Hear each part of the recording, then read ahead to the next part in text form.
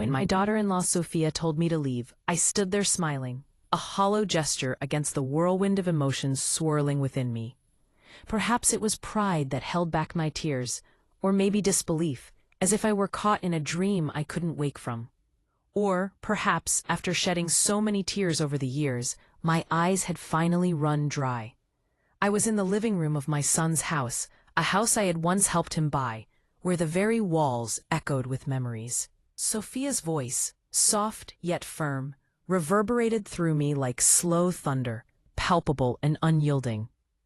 "Mary, I think it's best if you move out. Joseph and I need our space now." She stood with her arms crossed, a calm facade masking the storm beneath. Behind her, the curtains I had chosen hung gently in the late afternoon light, the same ones she once exclaimed she loved.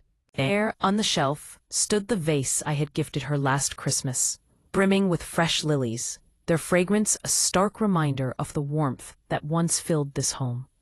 But in that moment, I felt like a ghost in a place I had poured my heart into. The familiar surroundings transformed into a prison of my own making. Joseph wasn't home. He was at work, and perhaps that was why she felt empowered to deliver her decree in his absence. A calculated move to soften the blow. I didn't argue. Instead, I nodded, my heart too weary for confrontation. With each step towards the door, I left behind the echoes of laughter and the warmth of shared meals. The cold autumn wind in London wrapped around me as I stepped outside, a biting chill that seeped deeper than skin, carrying with it a heavy silence that settled on my chest. As I walked towards the bus stop, I whispered soothing affirmations to myself, convincing my weary heart that everything would make sense later. Maybe Sophia was just having a rough day, and surely Joseph would call me that evening like he always used to, easing the tension that felt so foreign now. Yet deep down, a nagging truth loomed over me. Something had already shifted. I raised my son, Joseph, alone after his father passed away. He was just 10, a child clinging to the remnants of a joyful life that crumbled too soon. We lived in a modest flat above a bakery in North London, where the smell of freshly baked bread mingled with the scent of hope. I worked 2 jobs, cleaning offices in the morning and answering phones at a law firm in the evenings. Life was tough, but it was ours, and we navigated it together.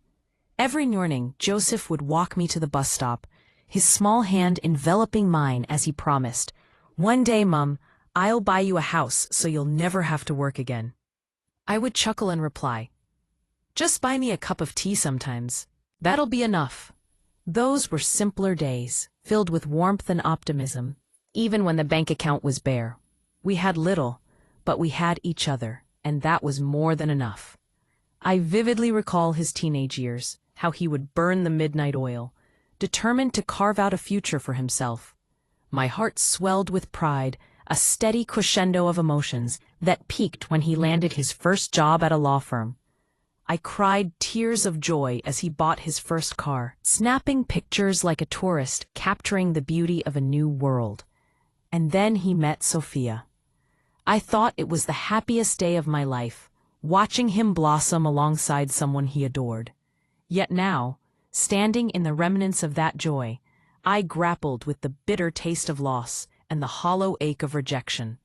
As I stood at the bus stop, the world around me swirled in vibrant autumn colors, but all I felt was gray. I longed for the days when my home was filled with laughter and love, and the future seemed infinite. Now all I had was the chill of the wind, the weight of solitude, and an uncertain path ahead. Sophia entered Joseph's life like sunlight spilling through an open window, brightening the corners of his world with her fierce confidence and stunning beauty. She was everything I had hoped my son would find. I remember the first time he brought her home, the anticipation swelling in my chest like a warm breeze. "Mum," he said, his shy smile radiating a blend of pride and nervousness. "This is Sophia. She's the one I told you about." Her hand extended towards me, delicate yet firm. "It's lovely to finally meet you, Mrs. Hall." Her voice was melodious, with an undertone of warmth that wrapped around me like a cozy blanket. "Oh, please," I chuckled, the sound bubbling up from my heart. "Call me Mary. Everyone does. In that moment, she smiled, a soft, charming grin that invited affection. It reminded me of freshly bloomed daisies on a sunny morning. I liked her. Truly, I did. As weeks turned into months, Sophia became a frequent visitor in our home. She would whirl into the kitchen, helping me chop vegetables while the aroma of simmering spices danced in the air. She'd bring flowers every weekend, vibrant blooms that filled the room with life. Even on weary days, she'd call to check in, her voice a light that brightened my spirits. I often told my friends I couldn't have asked for a better daughter-in-law. On the day of their wedding, I stood in the front row, tears glistening in my eyes. Not from sadness, but from an overwhelming joy. In that moment, I thought, my boy has finally found his happiness. After the wedding, they moved into a snug little apartment near central London. Joseph insisted I visit whenever I pleased. "Mom, it's your home too," he assured me, and I believed those words like a promise. Life felt complete again, a tapestry woven with love and laughter. 2 years later, the couple moved into a larger house on the outskirts of London. It was a lovely place, with pristine white walls and a quaint garden blooming with colors. The cozy kitchen often smelled of freshly brewed coffee, mingling with the laughter that echoed from the living room. They both had good jobs, their lives seemingly perfect, a picture of happiness. During that time, my health began to weaken. The ache in my knees grew sharper, and navigating the bustling city buses became a daunting task. Joseph, ever the caring son, offered me a room in their new home. "It's settled, Mum," he said, embracing me with warmth. "You'll stay with us.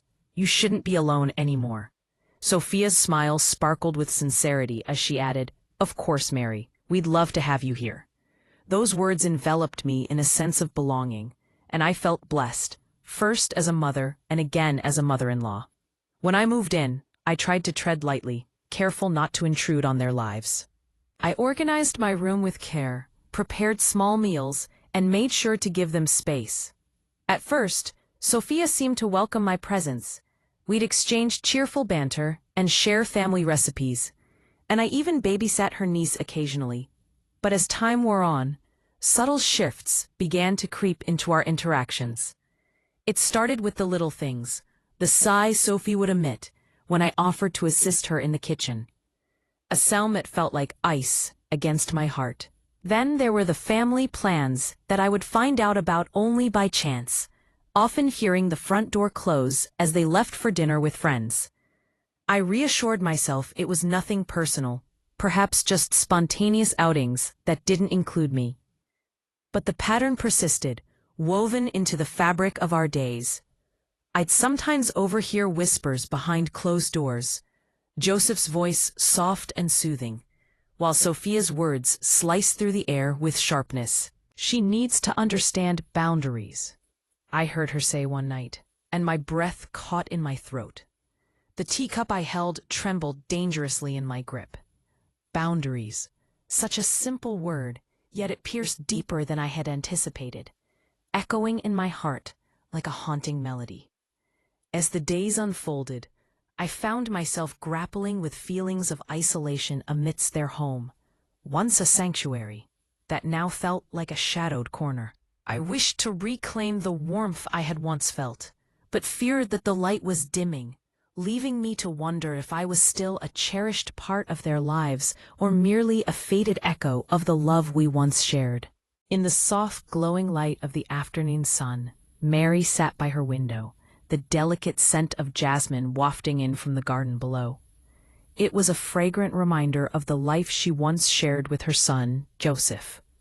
She hadn't meant to intrude into his world, to become a shadow of discomfort in his life. Yet somehow, she had. As she cradled her steaming cup of tea, she couldn't shake the feeling that something had shifted, like the seasons changing without warning. Joseph had begun to change, his voice growing distant like the echoes of laughter that once filled their home. Subtle at first, his shorter phone calls and quickened goodbyes began to carve a chasm in her heart. Each time he sided with Sophia during their small arguments, it felt like another thread of their bond was being frayed. His words, once full of warmth, now seemed coated in a cold veneer, leaving Mary feeling like a stranger in her own home. She tried to reach out. "Sophia, if I ever do something that upsets you, please tell me. I never want to make you feel uncomfortable," she had said, her voice quaking with sincerity. Sophia's polite smile didn't reach her eyes, which seemed to whisper a quiet irritation that Mary couldn't quite articulate. From that day, she stopped asking questions, retreating into a silence that felt safer than confrontation. Days turned into weeks, and with each passing moment, the house felt emptier, filled with a silence that echoed louder than any argument.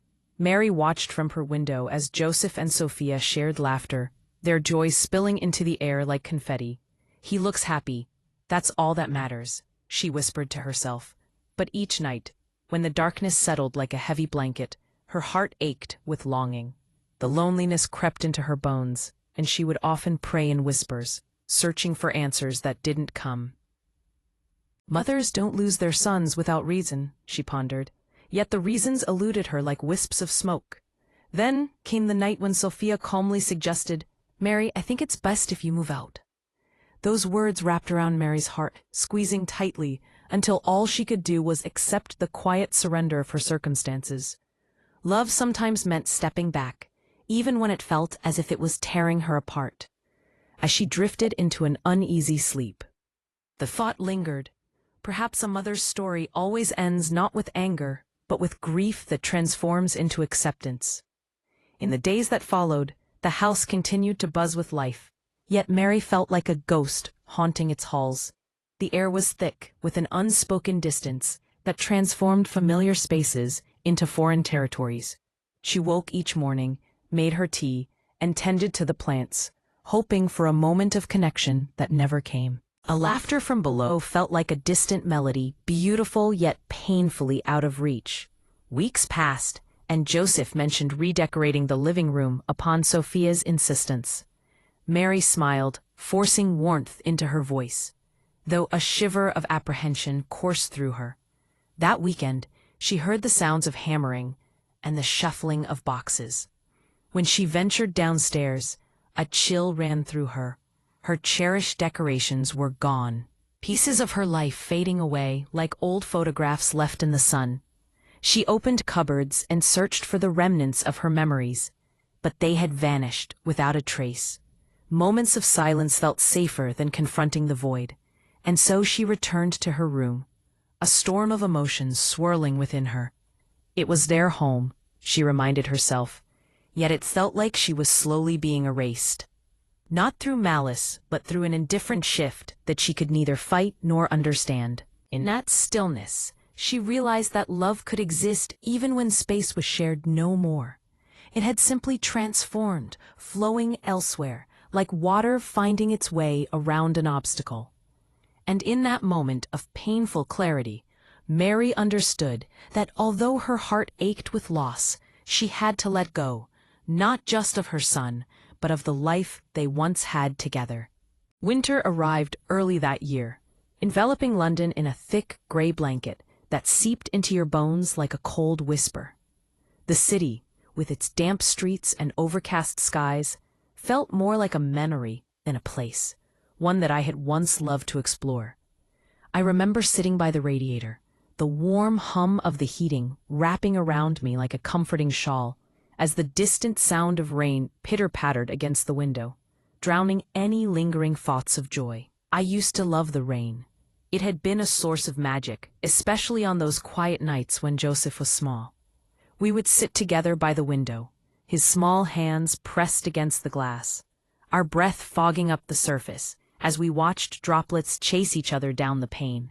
We spun tales of which raindrop would reach the bottom first, and he always let me win. His laughter a sweet melody that danced in the air. Those memories became both a comfort and a source of aching nostalgia, reminding me of our once inseparable bond and the distance that had grown between us. As autumn faded into winter, the silence that enveloped our home thickened, as if the walls themselves were mourning. Meals became quieter, punctuated only by polite smiles that felt more like shadows of warmth than genuine affection. The house, once filled with laughter and love, transformed into a museum of memories. Beautiful yet lifeless, I attempted to fill my time, immersing myself in books, knitting scarves that would go unworn, and writing letters I never intended to send. I would often walk to the nearby park and sit beneath the gnarled branches of an old oak tree, observing families pass by, mothers with children laughing and playing, couples entwined in tender moments, old friends sharing coffee and stories. In those moments, I wondered if anyone else felt so close to love and yet so inexorably far from it. Thoughts of leaving crossed my mind countless times, but each time a stubborn whisper deep within me urged, "Wait a little longer. Maybe tomorrow he'll notice. Maybe next week she'll soften." Hope, in its relentless and unyielding nature, refused to vacate the space it had carved in my heart, holding on even when it felt unwelcome. There were small incidents that lingered in my mind, not because they were cruel, but because they whispered truth within their silence. The day Joseph forgot my birthday was seared into my memory. He had never forgotten before. Each year, without fail, he would bring me flowers, even when his pockets were empty as a student.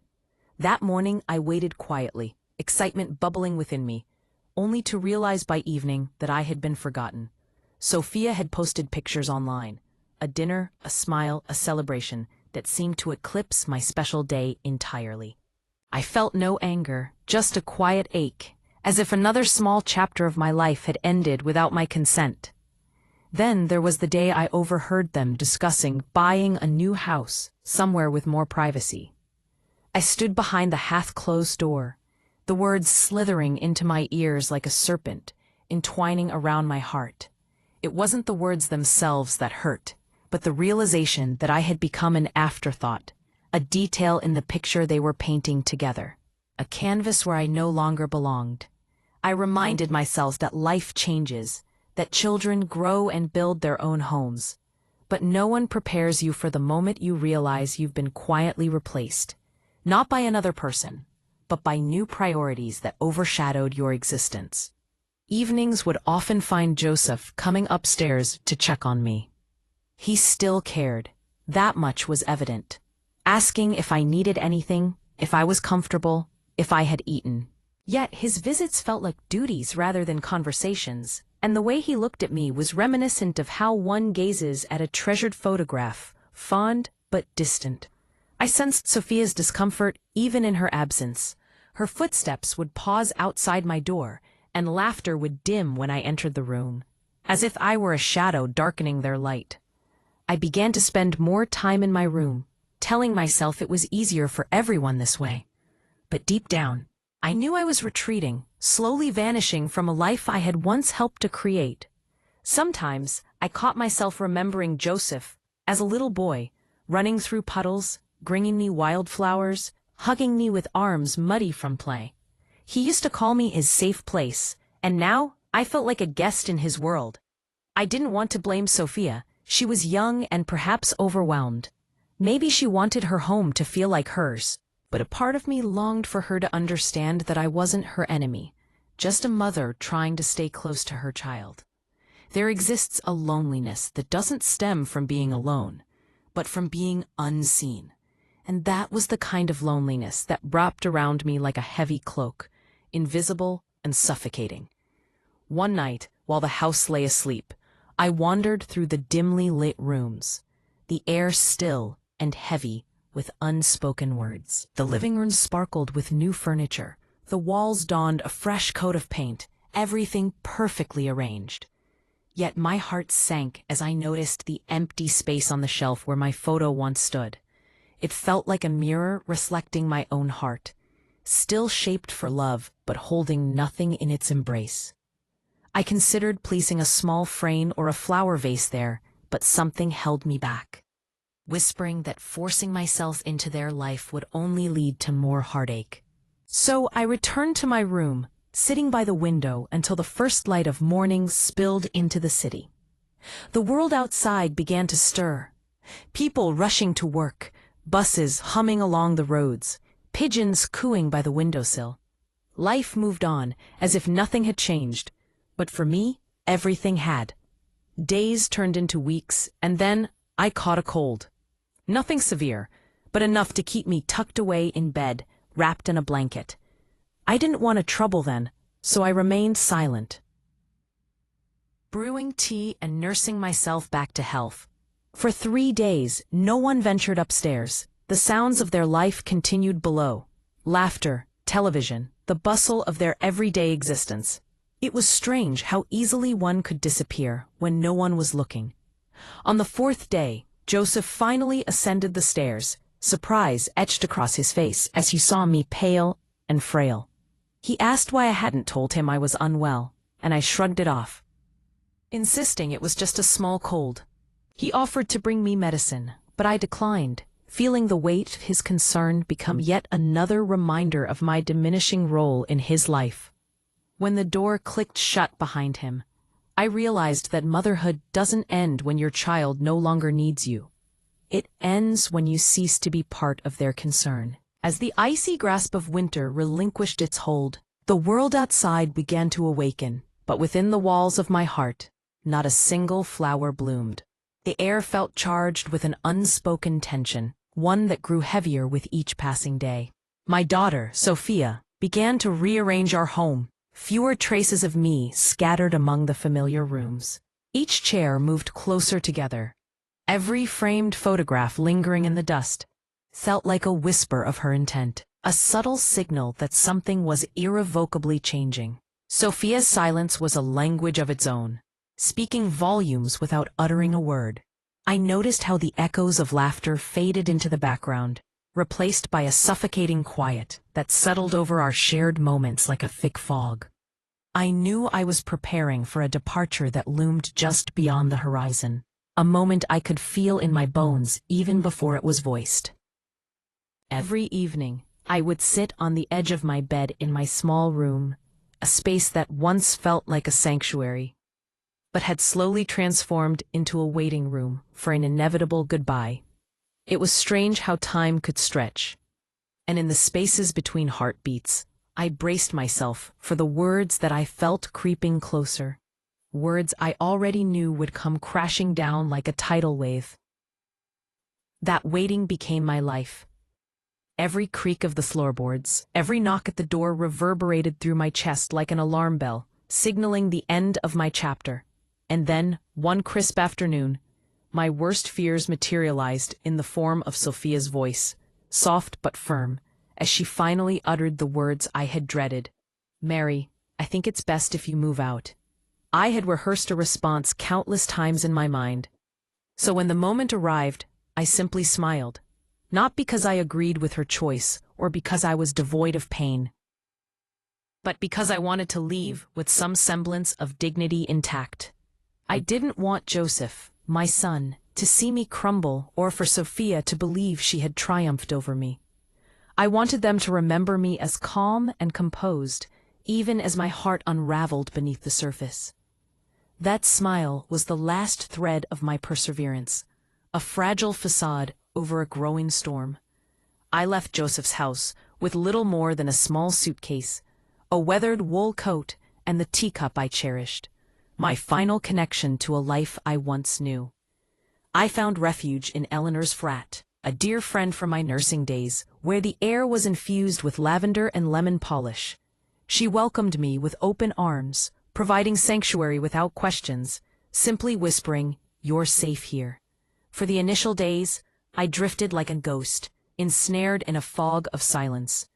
I assisted Eleanor with her plants, swept the kitchen, and cooked on occasion. Yet most hours were spent in solitude, perched by the window, watching London rain against the glass. Oddly enough, amidst the bustling city, I felt an echoing emptiness. It was as if I had stepped into a parallel world, surrounded by life, yet profoundly alone. Memories replayed in my mind like an old film reel. Joseph's silence, Sophia's pleading eyes, and the tremor in my own voice when I consented to leave. I understood now that no one had truly asked me to go. I had orchestrated my exit under the guise of love, believing that to be a burden meant to be unloved. Eleanor tried to lift my spirits, softly reminding me, "You raised him, Mary. Sons lose their way sometimes, but they find it back. I smiled politely, but doubt crept in, for something had shifted not only within my family, but also within me. One afternoon, as I folded laundry, Eleanor received a phone call and handed me the phone, mouthing the name Joseph as she did so. His voice was hesitant, uncertain, and I could almost picture him standing there, a boy reciting a lesson that eluded him. He expressed concern for me, for Sophia, and the pressure she had been under lately. I listened, my heart constricting with disappointment rather than anger. He was afraid to choose kindness over comfort. A week later, Eleanor suggested a stroll through the local market. Reluctantly, I agreed. The air was filled with the enticing aroma of roasted chestnuts, mingling with the fresh scent of rain-soaked cobblestones. Life flowed around us, busy and unaware. It was here that fate intervened, and I spotted Sophia, standing near a fruit stall, clutching a bag of apples. Her hair fell loosely, her coat askew, and her face was pale, worn from sleepless nights. For a moment, I froze, our eyes locking in a silent exchange that spoke of shock and shame. As she approached, I watched her lips move, forming the word, mother, but the sound broke before it reached me. I remained quiet, my hands trembling, not from fear, but from the weight of all that had gone unsaid. Sophia whispered about Joseph's quietness, how the house grew different since I left, and how she hadn't intended for things to go this far, only to create space, not distance. Her words fell gently, like rain on parched earth, hesitant yet real. And in that moment, I saw not a woman who had taken my son, but a girl, desperately trying to hold our fractured family together in her own clumsy way. She wasn't cruel, she was scared that my love would take Joseph away from her. It became clear then, I had lost my son not to manipulation, but to fear. His fear of conflict, her fear of losing him, and my own fear of being unwanted. Fear had built a wall between us, and here we stood, two women shaped by love for the same man, unsure of how to rebuild. I didn't lecture her or accuse her. I simply said, Sophia, I hope you're eating well. Her eyes glistened with unshed tears as she replied, Joseph misses you. I nodded, knowing well that he just didn't know how to express it yet. She reached out, as if to hold my hand, but hesitated. I watched her struggle for words before I said, tell him I'm fine. And with that I turned back toward Eleanor's street, each step lightening the burden I had carried for so long. That evening I sat by the window once more, the city lights twinkling in the mist like tiny promises. I thought of Sophia's trembling voice, Joseph's clumsy call, and for the first time, I allowed myself to forgive, not just them, but myself. Forgiveness didn't feel like surrender. It felt like placing a heavy stone down after carrying it for far too long. In the quiet of that moment, I whispered, let him come when he's ready. I'll always be his mother. This simple truth, gentle and patient, became the seed for healing. The days after my encounter with Sophia were oddly still, as if life had paused long enough for my heart to revive. Eleanor noticed the change but didn't pry.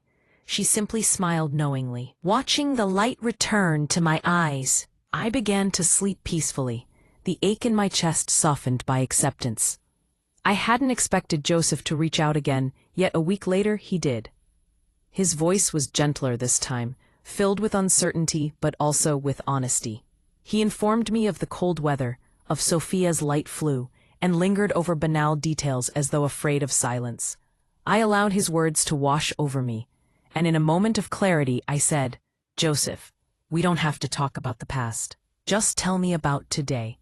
On the other end of the line something loosened. He spoke of his work, of a baby crying through the night, and a new neighbor feeding pigeons at dawn. Our conversation shifted from apologies to connection, and as I hung up that evening, I felt tears welling in my eyes, not from sadness, but from the realization that forgiveness often tiptoes back into our lives through the familiar sound of our child's voice, steady and warm. 2 weeks had passed since the storm, the kind that leaves not only rain but a chill in the heart. It was then, in the fragile quiet of a Sunday afternoon, that the letter arrived. Handwritten, its shaky script trembled slightly as I picked it up. the ink smudged in places as if the writer had pressed the pen too hard, overwhelmed by the weight of the words. It was from Joseph. He wrote of regrets, of the way things had unfolded, the jagged edges of love that needed time to stretch without breaking. And then came a simple line that pulled at the threads of my heart. "Mom, would you come for Sunday dinner? Sophia is cooking your favorite stew." I sat there for what felt like eternity, the paper trembling between my fingers. It wasn't pride that rooted me to the spot. It was fear. Fear of reopening old wounds that had finally started to heal. But the thought of forgiveness fluttered in my mind, a soft whisper reminding me that it was not about staying away, but about showing up, even when the heart still remembered its bruises. So on that Sunday, I donned my soft blue dress, the one Joseph once claimed made me look like a calm sky, and took the bus to their home. The same street, the familiar front door, yet I stepped through it as a woman transformed, one who had found a semblance of peace. Not as a seeker of validation. Sophia opened the door, her eyes widening in surprise. For a fleeting moment, the awkwardness returned, tightening the air around us. Yet she stepped aside with a gentle voice. "I'm glad you came." Inside, the house welcomed me with the fragrant embrace of rosemary and baking bread. The living room radiated warmth, tidier than I remembered. Joseph emerged from the kitchen, nervously wiping his hands on a towel, a shadow of older wisdom marking his features as if worry had left its fingerprints. We didn't hug at once. Instead, we shared a tentative smile, both unsure how to bridge the chasm between us. Then, in a hushed tone, he uttered, "Mum, thank you for coming." In that moment, words were unnecessary. Love filled the space where silence lingered. Dinner unfolded, simple yet profound. We discussed small things, the weather, Eleanor's garden, the neighbor's rambunctious new dog. Occasionally, Joseph would glance at Sophia, who returned his gaze with a soft smile. It was evident they had grown, molded by the pain, learning gentleness in the process. As we finished our meal, Sophia surprised me. She reappeared with a small box wrapped in brown paper. "It's nothing much," she said, and inside lay a delicate porcelain teacup, the same pattern as the one I had taken when I left. My fingers brushed over it, and I was rendered speechless. It was more than a gift. It was a piece of home being returned to me. After dinner, Joseph requested a moment alone with me, asking Sophia to step out. He settled beside me, his hands restless, betraying the turmoil within. Finally, he spoke of his months of being torn, caught between the woman he loved and the mother who had shaped him. Instead of protecting both, he had chosen silence, thinking it would maintain peace, only to realize silence deepened the distance. As he spoke, I no longer saw a man but the little boy I had once held during thunderstorms, trembling yet brave. "We all make mistakes when we're afraid to lose love," I told him, touching his hand gently. He nodded, eyes glistening. "I thought you'd never forgive me." I smiled faintly. "Forgiveness doesn't mean forgetting, Joseph. It means choosing to love again anyway." There was no grand apology, no tearful scene, just two hearts quietly learning to reconnect after the silence. Sophia returned with tea, and the three of us sat together, sipping in near silence while watching the rain dance against the window. The air felt lighter, tender. In that moment, I realized that life is not about perfect relationships, but about the willingness to begin again after misunderstandings, time and time again, as long as love remains. When it was time to leave, Sophia walked me to the door, hesitating before speaking. "Mary," she said softly, "I'm not good at saying these things, but I'm grateful you came back." Her shy, trembling words held more meaning than any apology could convey. I smiled and touched her arm gently. "Family isn't always easy, Sophia, but it's always worth trying for." She nodded, eyes shimmering. Stepping out into the damp London air, the streetlights shimmered through the mist like small blessings. I didn't feel lonely. I felt whole again. The next morning, back at Eleanor's, I found myself humming while making tea. She noticed, of course. "You look lighter," she remarked. I think I am, I replied. Sometimes the heart needs to break before it learns how to bend. Eleanor chuckled softly. And did they learn too? I smiled. We all did. For the first time in ages, the world outside didn't appear gray. It was alive, bustling, flawed, beautiful. That day, I truly grasped that forgiveness isn't a gift we give others. It's the door we open for ourselves, allowing love to walk back in quietly. Months have passed since that dinner, the day I stepped back into my son's home, not as a stranger, but as a mother returning to love. London has danced through seasons since then. The trees outside Eleanor's flat have transitioned from bare branches to soft green buds, now cloaked in the deep gold of autumn. Time has flowed quietly, as it does, but within me, something has remained still. A peace I once thought lost. I still reside with Eleanor. She claims it's nice to have company, and I agree. Some evenings we sit by the fire, discussing small things, recipes we'll never try, books half read, people from our past. The silence is kind and safe. Yet every Sunday, without fail, Joseph calls. Sometimes, Sophia joins, her voice warmer now, though still soft. They share stories about their days, work, and the small garden they've planted. Rosemary, thyme, stubborn roses refusing to bloom. And occasionally, Joseph says, "Mum, we miss you." I always smile, even if he can't see it through the phone. It's curious how love manifests. We expect it to be loud, full of promises and apologies. Yet true love often thrives in the quiet. It grows slowly, like grass after winter, delicate at first, but gaining strength with every dawn. Forgiveness was never a singular moment for me. It was 1,000 tiny decisions: to answer the phone, to open a letter, to walk through a familiar door with an open heart. Each act stitched the fabric that had torn between us. Now, when I look at that fabric, I see the mended lines, visible, imperfect, yet stronger for having been repaired. I contemplate what might have happened had I chosen pride over love, silence over patience. I could still be by a window, waiting for a son who never calls, clutching on to a pain that offers company but no warmth. Instead, I chose forgiveness, not because they deserved it, but because my heart did. Last week, I visited Joseph and Sophia again. The house felt lighter this time, laughter echoing in rooms that once held tension. Sophia made tea, asking about Eleanor, my health, the stray cat that occasionally visits their doorstep. Her questions were small, but brimming with care, cultivated in the soil of understanding. Joseph showed me a photo of us from years ago, taken at the seaside. I was holding his arm, and Sophia laughed, her hair dancing in the wind. We appeared untouched by time. "We should take another one soon," he said. I paused, contemplating how far we journeyed through silence, distance, and fear. When I finally spoke, it was softly. "Yes, we should. Maybe next spring."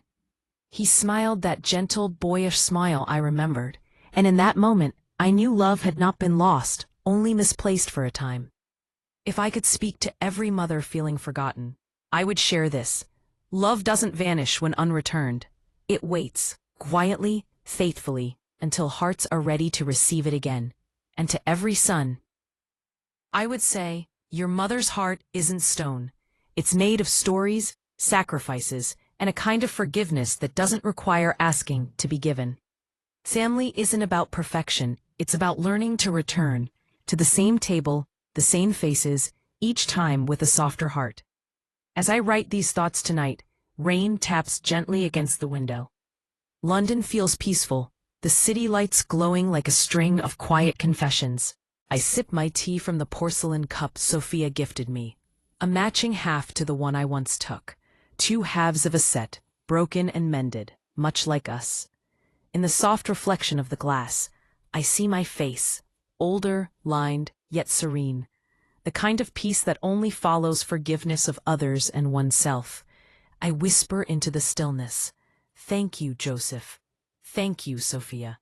Thank you, love, for teaching me that love always finds its way back. And as the rain continues its steady song, I close my eyes, letting gratitude settle where grief once resided. Because in the end, forgiveness wasn't the conclusion of my story. It was the beginning of peace.